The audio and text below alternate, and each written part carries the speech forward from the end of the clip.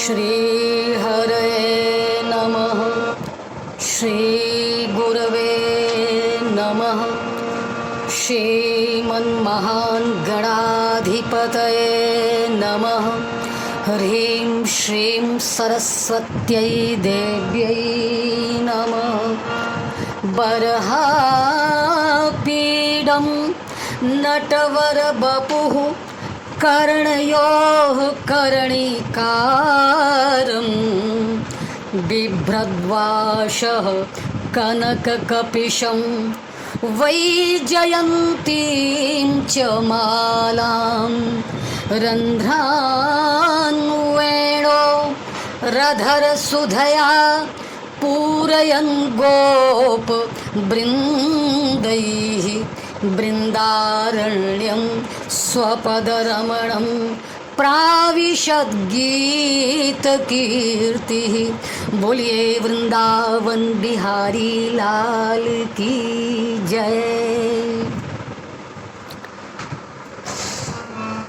श्री कृष्ण गोविंद हरे मुरारे, हे नाथ नारायण वासुदेव।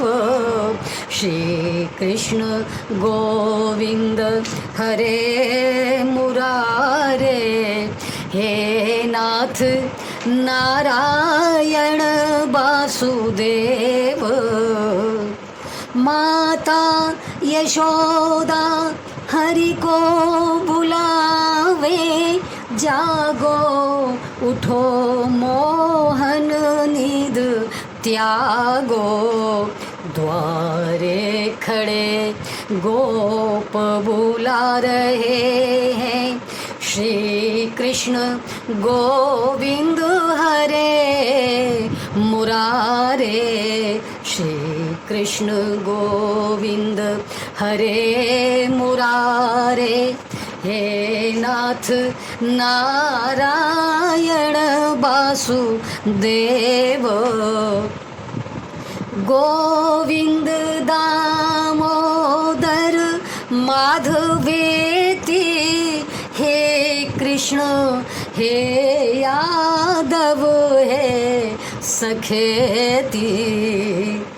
गोविंद दामोदर माधवेति, हे कृष्ण हे यादव हे सखेति। हे कृष्ण हे यादव हे सखेति।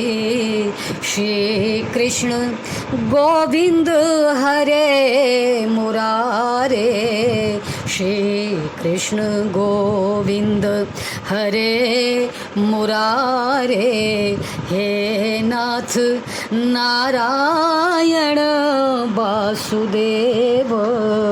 हे नाथ नारायण वासुदेव। मैं डॉक्टर स्वर्णलता शर्मा आप सभी प्रबुद्ध श्रोता महानुभावों के समक्ष श्री कृष्ण जन्माष्टमी के उपलक्ष्य में इस दिव्य महान पावन पर्व पर व्याख्यान विनम्र भाव से प्रस्तुत कर रही हूँ। प्रायः जनमानस में यह प्रश्न उठता है कि इस भारतवर्ष की भूमि पर भगवान श्री कृष्ण का अवतरण क्यों होता है, भगवान के प्राकट्य प्रादुर्भाव का हेतु क्या है, कारण क्या है। यद्यपि शास्त्रों में उनके आविर्भाव के अनेक हेतु बताए गए हैं, कारण बताए गए हैं, तथापि मैं श्रीमद् भगवद गीता के 4th अध्याय श्लोक क्रमांक 7 और 8 का उद्धरण दे रही हूँ, जिसमें भगवान श्री कृष्ण ने इस देश की धरती पर अवतरित होने का, अपने आने का प्रमुख प्रयोजन बताया है। यदा यदा हि धर्मस्य ग्लानिर्भवति भारत, अभ्युत्थानमधर्मस्य तदात्मानं सृजाम्यहम्। परित्राणाय साधूनां विनाशाय च दुष्कृतां धर्म संस्थापनार्थाय संभवामि युगे युगे। अर्थात हे भारत, हे भरतवंशी अर्जुन, जब जब धर्म की हानि होती है, अधर्म की वृद्धि होती है, तब तब मैं अपने आप का सृजन करता हूँ, अर्थात अपने आप की संरचना करता हूँ। जब जब साधु पुरुष, सज्जन पुरुष पीड़ित दुखी होते हैं, आतताइयों के आतंक से आतंकित होते हैं, तब तब मैं उनकी पीड़ा को दूर करने, उनका उद्धार करने हेतु तथा दूषित कर्म करने वालों का विनाश, उनको दंड देने के लिए एवं धर्म की संस्थापना करने के लिए अवतरित होता हूँ, मेरा अवतार होता है। तो ये तो आपने भगवान के प्राकट्य प्रादुर्भाव का कारण श्रीमद् भगवद गीता के अनुसार सुना। यही प्रश्न श्री राघवेंद्र के अवतरण के विषय में होता है कि श्री राम इस धरती पर क्यों आते हैं। तो हम गोस्वामी श्री तुलसीदास महाराज के दृष्टिकोण से श्रवण करें श्री रामचरितमानस महाकाव्य में प्रातः स्मरणीय कविकुल सम्राट पूज्यपाद गोस्वामी श्री तुलसीदास जी महाराज ने प्रभु श्री राघवेंद्र के अवतरण का हेतु प्रयोजन बताते हुए यह स्पष्ट किया है। जब जब होई धर्म की हानि, बाढ़े असुर अधम अभिमानी, तब तब प्रभु धरि मनुज शरीरा, हरहि कृपा निधि सज्जन पीरा। श्री रामचरितमानस में तो यह भी बताया है कि भगवान श्री राघवेंद्र के अवतरण का हेतु गौ, ब्राह्मण और धरती की रक्षा के लिए हुआ है। गोदुज धेनु देवहितकारी, कृपा सिंधु मानुषत नुधारी। इस वर्णन से स्पष्ट होता है कि लीला पुरुषोत्तम श्री कृष्ण और मर्यादा पुरुषोत्तम श्री राघवेंद्र, इन दोनों अवतारों के इस धरती पर आविर्भाव का हेतु एक ही है, उद्देश्य दोनों का एक ही है, वह है सज्जनों की रक्षा करना और धर्म का उत्थान करना, धर्म की रक्षा करना। हमारी भारतीय संस्कृत के प्रकाश स्तंभ दो महान ग्रंथ हैं, एक है वाल्मीकि रामायण और दूसरा है महाभारत। श्री रामचरितमानस की विषय वस्तु वाल्मीकि रामायण से ली गई है, अर्थात वाल्मीकि रामायण को आधार मानकर गोस्वामी श्री तुलसीदास महाराज ने श्री रामचरितमानस की संरचना की है और गीता की विषय वस्तु महाभारत से संग्रहित है। तो गीता को भगवान ने गा करके सुनाया गया है। आप यहाँ पर यह समझिए, यह द्रष्टव्य है कि श्री राघवेंद्र आए त्रेता युग में और लीला पुरुषोत्तम श्री कृष्ण आए द्वापर में। श्री राम आए दिन में तो श्री कृष्ण आए रात में, श्री राम आए महलों में तो श्री कृष्ण आए कारागार में, श्री राम आए मुक्ति में तो श्री कृष्ण आए बंधन में, श्री राम आए सूर्यवंश में तो श्री कृष्ण आए चंद्रवंश में। श्री राम ने सूर्यवंश को प्रकाशित किया, उजागर किया, तो श्री कृष्ण ने चंद्रवंश में अवतरण लेकर के 4 चांद लगाए।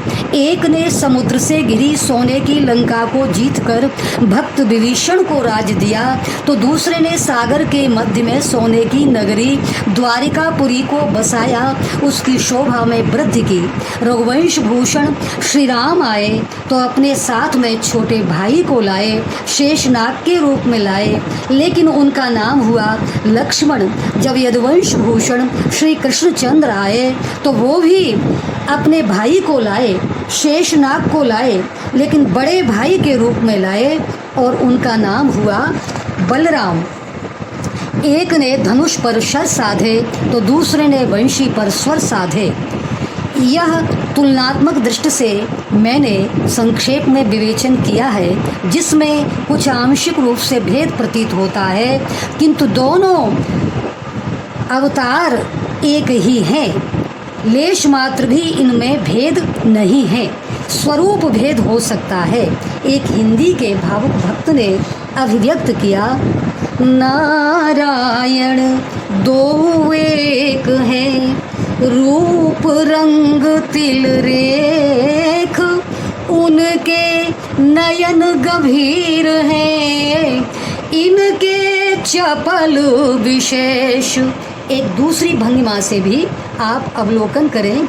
श्री राम दिन में प्रकट हुए पर बाहर रात की आ गई। श्री कृष्ण रात में आए पर कार्य दिन का देखा गया।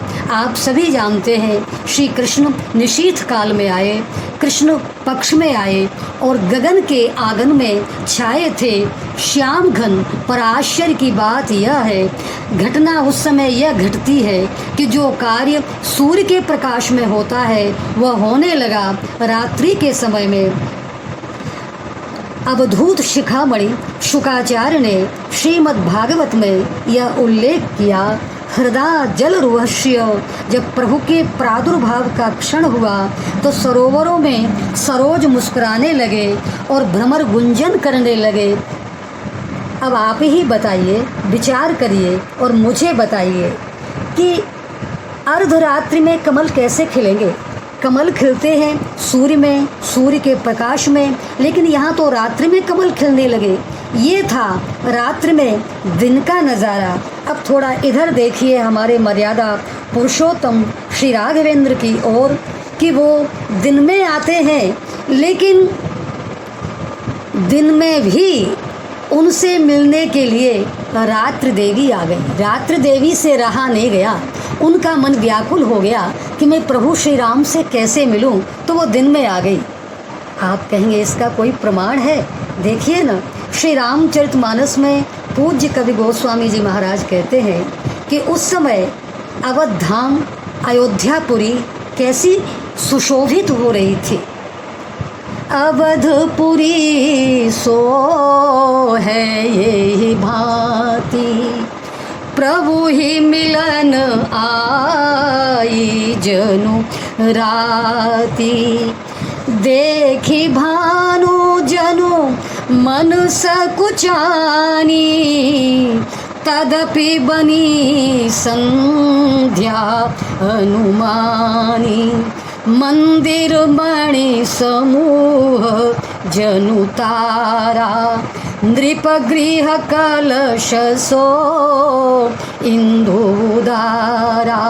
इस विवेचन से यह स्पष्ट होता है कि श्री राघवेंद्र दिन में आते हैं और दिन में रात्रि का नज़ारा दिखाई देता है, और भगवान श्री कृष्ण रात्रि में आते हैं तो रात्रि में दिन का नज़ारा दिखाई देता है।